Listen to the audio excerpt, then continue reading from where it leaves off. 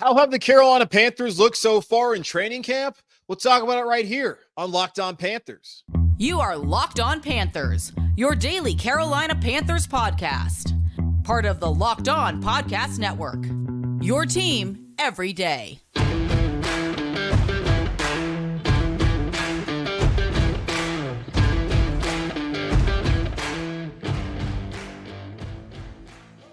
Into another edition of the Locked On Panthers podcast, a part of the Locked On Podcast Network. I'm your host, as always, Julian Council, talking Carolina Panthers with you every Monday, Tuesday, Wednesday, Thursday, and Friday. Your team every day. That's our motto here on the Locked On Podcast Network. Subscribe or follow for free on YouTube or wherever you listen to your favorite podcast. And be sure to follow me, Julian Council, on Twitter at Julian Council, where on Fridays I answer your weekly Friday mailbag questions either at me or DM me over on Twitter to get those questions in for tomorrow's weekly Friday mailbag right here on Locked On Panthers. Get them in. Get the questions in. Excited to answer those questions as we are 1 week into training camp. Last night was Fan Fest over at Bank of America Stadium. Hopefully everyone had a good time out there. And this weekend, they'll continue to work towards next week as they have a challenge against the New York Jets for 2 days of joint practices. And I think that'll be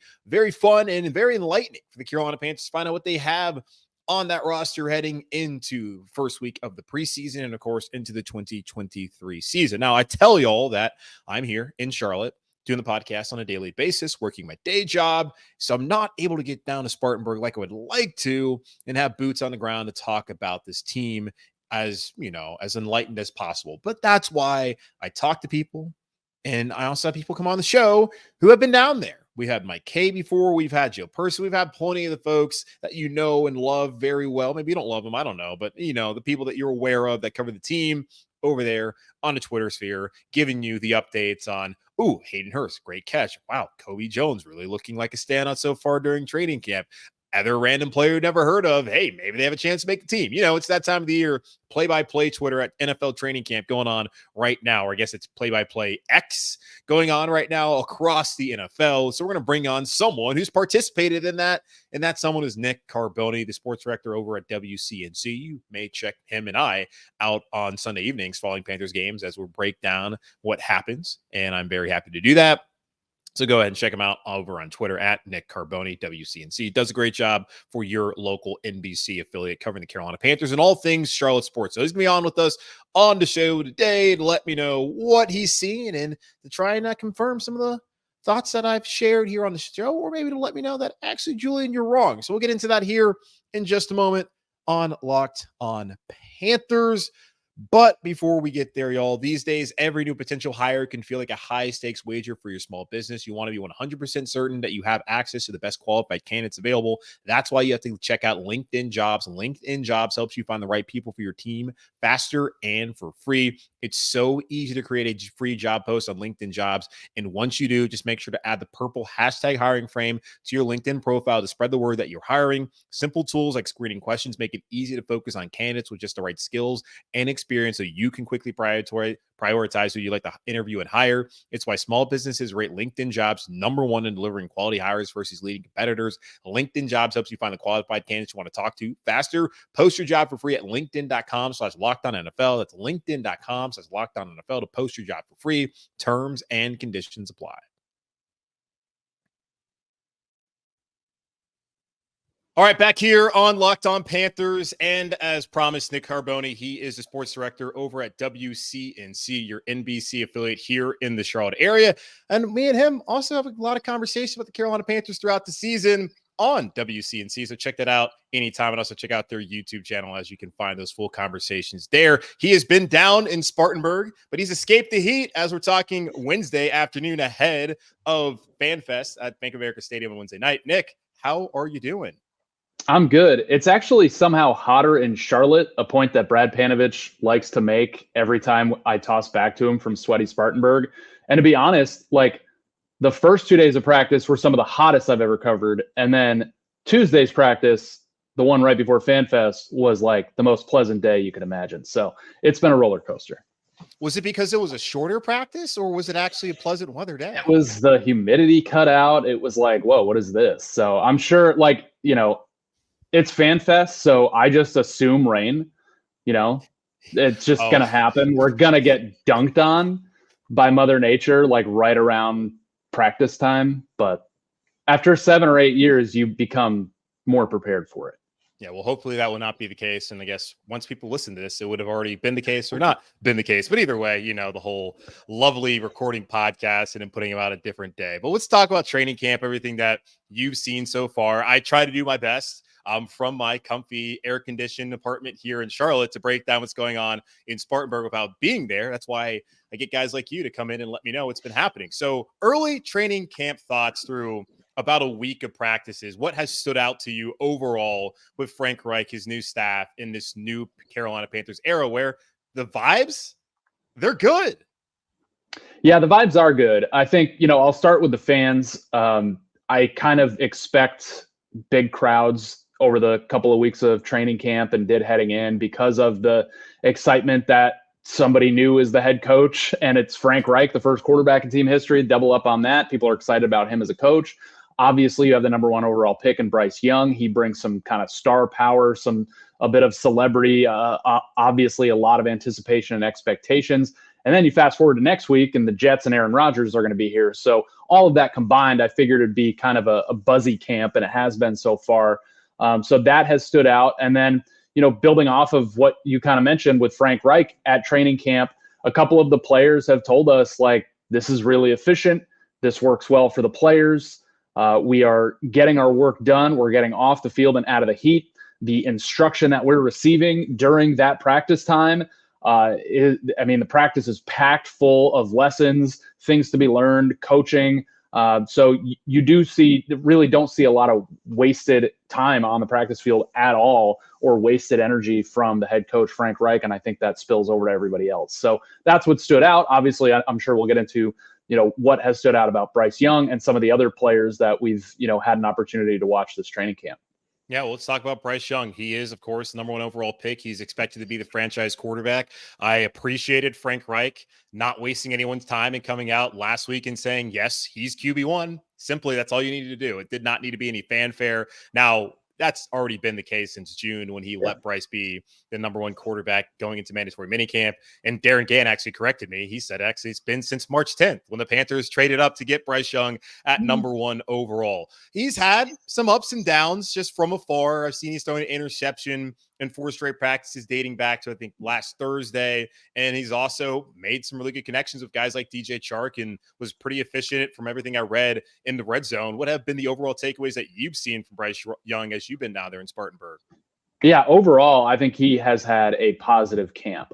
I mean, it depends on how you approach it. If you expect the number 1 overall pick and, rookie quarterback, incoming face of the franchise, to have a spotless training camp, I guess you're disappointed. But if you understand the league and the context around it, that dudes just don't step in here and play mistake-free football right off the bat. So, yes, there have been a string of practices with interceptions. He hasn't thrown his last of training camp. He hasn't thrown his last in a Panthers uniform. They're going to happen. But I think what you're seeing is him learning from each mistake, identifying what went wrong and not carrying it over into the next drill. I mean, every time he's thrown one, watch the next period. He's almost perfect. That happened on Monday. He threw a pick under pressure, shouldn't have thrown the ball. Frankie Louvu was right there to snag it. After that, Bryce Young was damn near perfect and uncorked a beautiful deep ball, perfectly placed to DJ Chark. And that's obviously been a fun camp connection to talk about so far. So I think his response to the turnovers, I think his knowledge of why they're happening, what not to do again, and his command of the offense, is promising. He's not going to be a master of the craft in year 1 or year 2. I mean, that takes a while to have a season you see with like 35 touchdowns and 5 or fewer picks. That's not going to happen right away. They're probably going to be in the double digits, but he might have 25 touchdown passes to go along with it. And I think also, it's been talked about before, this isn't a number 1 pick who comes to a dreadful team. This is a team capable of winning, albeit a bad division, but it's a team that's got some juice And really, I think with this coaching staff, they're going to put Bryce Young as best they can in a position for him to basically play point guard, spread the ball all over the yard, mix in the run game and the play action, play to his strengths, and have success year one as much as he can as a rookie. Oh, yeah, it's very clear that bringing in Bryce Young, the Panthers are not expecting him to go out there and to carry the team, which would be ridiculous when we put him in a bad position. When you bring in all those new wide receivers, you're bringing a pass-catching tight end, Hayden Hurst. You should still have a good running game this year, I believe, here in Carolina with Miles Sanders back there and the offensive line returning, albeit Austin Corbett out right now and Cade Mays filling in there at right guard. Bryce Young is just a piece of the puzzle. And the Panthers, I think, have done a good job throughout the offseason of getting him prepared for this moment where he could take over and be QB1 right out of camp. And also, when you look at the interceptions, I pointed this out on yesterday's show when talking to people.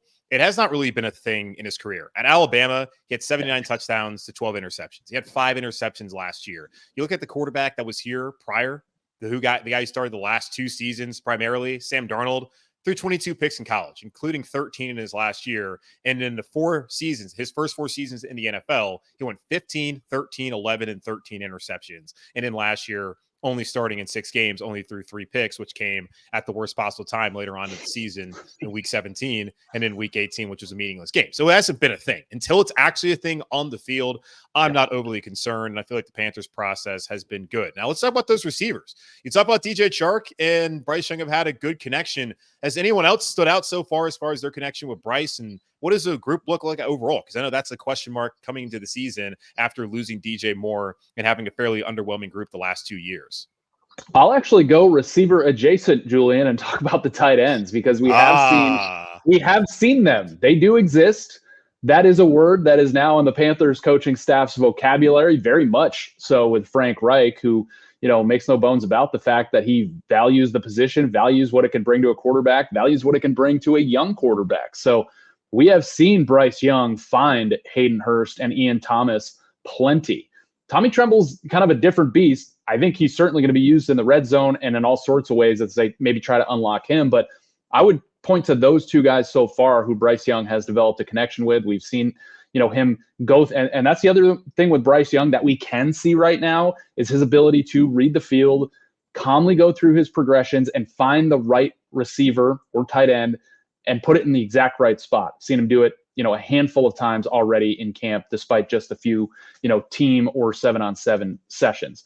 And I think Ian Thomas and Hayden Hurst have really had strong camps so far. Ian Thomas, I believe, had a drop, but he's also had some nice plays too. That's promising for a position that really hasn't existed for the Carolina Panthers since Greg Olsen was released. Yeah, I think the Hurst signing is a good one for the team. And I expect that if he stays healthy, and last year he talked about he battled through that sports hernia, which he had surgery right after the AFC Championship game loss when he was out in Cincinnati. If he's healthy, then they're good at the position. I just wondered what a guy like Ian Thomas, who looked good his first 2 years, like showed some promise and just disappeared the last 3 seasons. And you mentioned, and everyone's aware of it, and you just watch the games, that they clearly did not value the tight end position as far as in the pass game. That's not going to be the case here this upcoming season. Good opportunity for Tommy Tremble, who had a good article a couple weeks ago, an interview with Mike Kay, and he talked about how, hey, we're actually being taught how to run routes now. Like, we're a part of the game plan. So it's wild how you can utilize a tight end in the game of football in your offense. Like, holy crap. Way to go, Frank Reich and this staff for doing that. Another question going into camp is at corner. And I think it's positive. You got J.C. Horn, who's out there healthy. Dante Jackson, neither one of those guys had to be on PUP. Dante even said the other day that he felt like he had a breakthrough, being able to trust that Achilles and the mental part of the game that it goes with having to recover from such a serious injury. It's positive to hear that those guys are playing well. It's also good to hear that C.J. Henderson, who right now is a little banged up, and Keith Taylor have really stood out. Should I get my hopes up, or are we looking at some fool's gold based off what we've seen the last 2 seasons? Yeah, I think that's an incomplete for me right now. Literally no pun intended there. But it is good that, because going in, I kept being asked, like, should they sign edge? Should they sign corner depth? And I'm like, well, both if possible. But I would choose corner depth because of the way it affected, how deeply it affected this team at the end of last season. I mean, it really was the division, the difference between that last game and the division almost. So that's how I viewed it. But I think it's a good thing that the backup corners have kind of overshadowed the starting guys so far. That means like J.C. Horn and Dante Jackson pretty much look like they should. even coming off of injuries, they look like they've got their speed, their confidence, their bodies are right. So everything looks good. I've seen, J.C. Horn made a really nice pass breakup in the end zone on one of those 7-on-7 red zone drills off of Bryce Young on Tuesday. Dante Jackson looks like he's, mentally in a good place, which he said was the biggest hurdle for him coming off of that Achilles, which happened last November now. So he's had some pretty ample time to, get back to full strength and full speed. But yeah, it's been really good to see Keith Taylor and CJ Henderson flying around and making plays. And just to single out Keith Taylor, he had the pick off of Bryce Young on Tuesday, made a great play to undercut Ian Thomas, crossing the field. And when he does stuff like that, you're just like, this is what it should look like. This is who it should look like in this defense, and this is what it should look like. So I think he's, I don't think the book is written on him yet. I guess it's not written on CJ Henderson, although there's a lot of evidence to say that it is. But he had a strong first week, and we'll see what happens when he comes back from the groin injury. But Keith Taylor, I think, is still somebody that, Ijero Evero and this coaching staff should be pretty excited about the potential for what he could become if he can kind of get over some of these hurdles that have been holding him back. Yeah, and I'll say this, when you think about depth, they do have two guys who have played plenty of snaps because of injuries the last 2 seasons there at corner, and CJ Henderson and Keith Taylor. And you would think that in a new secondary friendly scheme and new coaching staff there at corner, D'Angelo Hall, who was a pretty good player in his own right when he played in the NFL, and then Jonathan Cooley, that they can only get better. Experience in going through a new scheme, that should help them. So it's good to hear those early signs so far to have that depth. Now, there was also a question at depth there at inside linebacker heading into camp. Not quite sure what you have behind Shaq Thompson and Frankie Louvu. Now with the addition of Deion Jones on Monday, who has had some tremendous seasons in Atlanta, played 5 games, or started 5 games last year in Cleveland, and Camus Grugier-Hill, who started last year in Houston, was brought in to be a special teams guy. But so far, like Frankie Louvu, who came in a couple of years ago as a special teams guy, is looking like someone who can contribute on defense at inside linebacker, maybe not as a starter, but as a contributor. And Shaq Thompson's gone out there and said it himself. Has that position group become one of the stronger ones on the team just after the last week of training camp? Well, first of all, congratulations. Nailed Grugier-Hill. Absolutely perfection. As I YouTubed it a million times when they signed him, make sure I get it right on TV. Secondly, yeah, I mean, kind of like tight end, inside linebacker has been a position where it's just like, what is going on here with this team after Luke Kuechly and his sudden retirement? Jermaine he was Carter Jr. was terrible, and Jermaine, much promises he had has just never panned out. So I think it's kind of been solidified by Shaq Thompson, who's obviously a solid veteran player, somebody they thought valuable to keep around. And he obviously wanted to stay in Carolina and see it through to the next kind of window of opportunity to contend for a championship. So signing Deion Jones just kind of further solidifies that little bedrock of a position. He's a really good player, has been in the past. I don't expect him to come in here and be an all-pro, be a Pro Bowler, be an every down guy, but he's certainly good to have in the mix. And then with that 3-4 under Evero, maybe it allows you a little more flexibility, a little more versatility to position guys like Frankie Louvu and even Jeremy Chin. I know he's listed as a safety, and put them in spots where they can succeed and disguise things more. This staff is all about versatility, and that is, and multiplicity, and that isn't just on offense, that's on defense too. So I think it's a good signing, very good value pickup for a guy that we know is a very good player when healthy. Yeah, I think it's a good point, because that's something I thought of too. When you look at the question still there at outside linebacker opposite of Brian Burns and who's going to rush the passer aside from Burns this season, Frankie Louvu had 7 sacks last year. And the addition of Jones and the way that Grugier-Hill's performed so far, and really the endorsement by Shaq Thompson, you could use those 3 guys primarily at inside linebacker. And like you said, kick out Frankie Louvu to rush the passer, at least in those situations. Now, looking at that position group where there still questions are, and I think if we're looking at it, that would be the position group you would like the Panthers to go out there and potentially add to. And they cut Aaron Mosby, who wasn't going to make the roster anyways, but he was listed as an outside linebacker. Who has kind of stood out there? Because I know Marquise Haynes, he's dealing with a back issue. I haven't really heard anything when following the whole play-by-play on Twitter from Yetur Gross-Matos, Amari Barno, or the 3rd-round rookie DJ Johnson. I have heard Kobe Jones out of Mississippi State's looked pretty good, but it seems like it's been fairly underwhelming. And I know they've only had one full day of practice with pads on, and on Tuesday they were kind of more lighter period there. Is anybody stood out? Because it doesn't feel like that's been the case. Yeah, I'll be honest. I can't say that anybody has. I mean, Colby Jones, maybe compared to, what you went into camp with the expectations being like, who is this guy? Okay, he belongs here for sure. Okay. So yeah, nobody has stood out opposite Brian Burns. And it's hard for even Brian Burns to stand out right now. I think, you have the one padded practice where they're actually allowed to, kind of clamp down on the quarterback, not much more than that. I'm excited to see what they do when the Jets are in Spartanburg, because that's when you get like the line against line, one-on-one, end against tackle drills, and you can really get a sense of like who's got it and who doesn't. So I think that'll give us a good indication. I think right now Brian Burns stands out because he just physically stands out, and every drill he does and rep he does stands out. But it's hard to get a gauge on like who is actually putting actual pressure on the quarterback on a routine basis when really haven't seen a lot of those situations be able to be played out yet.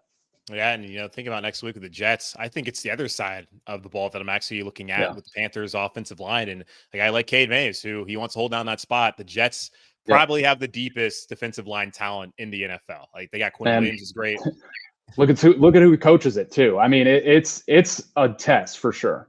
Yeah, and that they're going to learn a lot about what they have on the offensive line, especially like when a guy like Chandler Zavala, I heard Frank Reich, I think he was asked by Deshaun Brown the other day about him and when he would be back, and he was saying could be towards the end of this week or probably next week early on as he started off on PUP. Probably makes sense to try and get him out there next week. Don't think he would be that big of a participant against the Jets. But that's going to be an opportunity for the Panthers to really see what they have on that offensive line and really offensively against a defense that was tremendous in spite of having to play against with a horrible offense with Zach Wilson as their quarterback.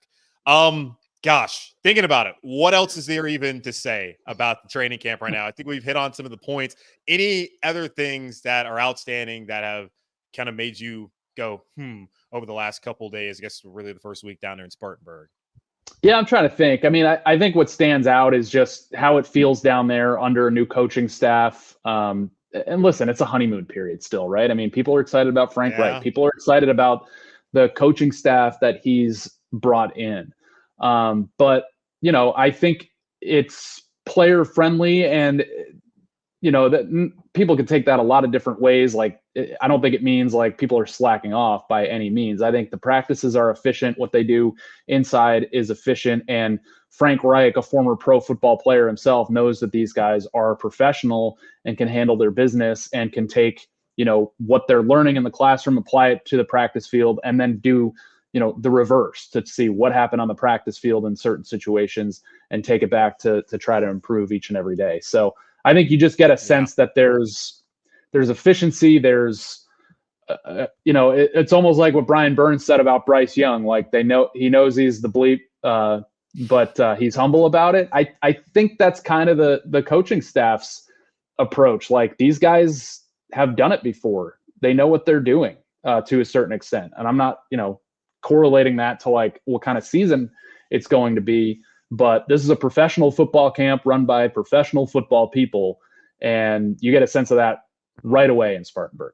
Well, thank you for censoring yourself for our young listeners out there. Wouldn't want to pollute their virgin ears. I guess the one thing I do have, and this will be the last thing for you, going back to wide receivers, you talk about the connection that's been there with DJ Chark and Bryce, and with the tight ends, Hayden Hurst so far. I guess there's a competition out there at outside wide receiver, because it looks like Chark's going to have that spot. They signed him to play one of the outside spots. But Terrace Marshall, Jonathan Mingo, the second-round pick out of Ole Miss, what have you seen there? Does it seem like Marshall's holding on to that spot, or has Mingo kind of showed some signs early on? What does it look like out there in that competition between those two? Yeah, I think Marshall has had a good camp. He's gotten some looks from Bryce Young. He's made some nice some nice receptions, caught balls down the field as well. Haven't seen anything from Mingo yet that would tell me like, okay, he's going to push to, crack, one or two at all, but I didn't expect to. And I'm not worried about him yet. I mean, he had a drop the other day. It's a rookie, like, it happens. I think that that he's been overshadowed a little bit by this DJ Chark kind of fascination, Bryce to Chark fascination, which is warranted because they've done it so many times now. But by no means am I worried about Jonathan Mingo at this point. I think he can still be pretty solid. He looks good. He's moves well. He runs routes well. It's glaring that he dropped a ball, but it's only one that I can think of. It's not like there's this collection of drops that we've seen other guys have in camp. So he hasn't pushed him, I don't think, off his block. I think Terrace Marshall I expect him to continue the momentum that he built the end of last season when he actually got to play. I don't think there's any doubt that he's going to come in this year and they're going to find ways to get him the ball and he's going to catch it and run with it, literally. Yeah. So I think Mingo will be, I think he is going to basically live up to the expectation, like, okay, for a rookie, like, okay, contribute when you can, but we're not going to need you to carry the receiving group at all. No. And I kind of looked at this going into camp anyways. Like, let's be honest. They brought in Thielen and they brought in Chark to be the top 2 wide receivers. They also brought in Hayden Hurst and a very tight end friendly offense. Those are going to be the 3 guys that are going to get the primary load of the targets. And then anything outside of that, if you can get something from Marshall, from Mingo, from Chenault, who's been lined up all over the place, great. But those are your 3 guys that you're really leaning on going into the season, hopefully throughout the season if they can stay healthy. He's Nick Carboni, the sports director over at WCNC. Follow him on Twitter at Nick Carboni, WCNC. And check out the news, guys. Go watch that. I think it's on at 5 and 11. 5, 6, 11. Okay. If you want to click it off when it's not sports, that's fine. Don't tell anybody I said that, but Yeah, he leads you into Lester Holt and NBC. That's right. Nightly News. That's right. And then Fallon at 11. So we're just a vehicle to get you to those 2 brilliant minds. No, but check it out. They work hard. They're good people. And Nick's a good guy too. All right, Nick, appreciate you. Enjoy Spartanburg and enjoy your time in Charlotte in the AC. And then I will talk to you, I guess, when I talk to you. But we'll take a quick pause here on Locked On Panthers and come back and wrap up the show. Underdog is the easiest place to play fantasy football and the best place for best ball. August is here, and you know what that means. The official start of fantasy football drafting month. Get championship ready for your home league by trying out best ball on Underdog Fantasy. All you do is 1 live snake draft, no waivers, no trade. Underdog sets your best lineup every week. Try it out with the Underdog's Best Ball Mania Tournament. The largest fantasy football contest of all time is back and even bigger with $15 million of total prizes up for grabs, including an absurd $3 million going to the winner. Last year, the winner drafted their team in July, so don't wait around. Visit UnderdogFantasy.com or find them in the App Store and sign up with promo code LOCKEDON to get your first deposit doubled up to $100. That's Underdog Fantasy, promo code LOCKEDON. Thanks again to Nick Carboni, sports director over at WCNC, for joining the show here on Locked On Panthers. And that's my hope the rest of training camp and really the rest of the season, to at least have someone who gets to attend practice far more than I do, someone to come on and give another perspective on the team. So I'm going to continue to do that throughout the preseason, throughout training camp, and throughout the season upcoming here in Carolina. So excited about that and appreciate Nick's time. Go follow him on Twitter at Nick Carboni, WCNC. Check out the newscasts. Guys, watch the news. There's a lot of good stuff up there, and he does a good job. And Ashley Sterling does a great job as well, covering the Carolina Panthers, the Hornets, and all those teams that we have here in Charlotte. So go check them out. Support the people who support us. But either way, that's going to wrap up this edition of the Locked On Panthers podcast, a part of the Locked On Podcast Network, hosted by yours truly, Julian Council. Again, subscribe or follow for free on YouTube or wherever you listen to your favorite podcast. And be sure to follow me, Julian Council, on Twitter at Julian Council, where on Fridays, like tomorrow, I'll be back to answer your weekly Friday mailbag questions here on the show. So either at me or DM me to get those questions into me now. But in the meantime, be safe, be happy, be whole, and as always, keep pounding.